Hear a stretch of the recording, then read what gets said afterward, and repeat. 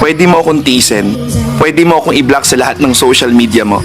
Pwede mo akong baliwalain na parang hindi ako nag-e-exist. Pwede mo ako itanggi sa lahat ng magtatanong sa'yo. Pwede mo din sa akin isisi lahat ng nangyari kung bakit nagkaganito at bakit nagkaganyan.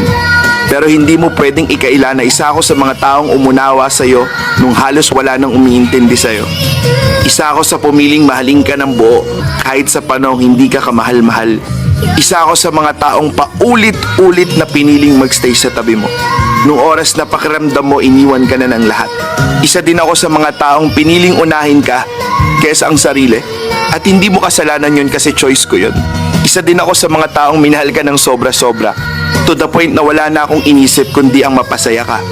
Lubos ako nagpapasalamat dahil sa mga oras na pinili kita, kapalit ay kasiyahan ng aking puso. At gusto kong malaman mo na lahat ng ginawa ko sa iyo ay wala akong hinihinging kapalit.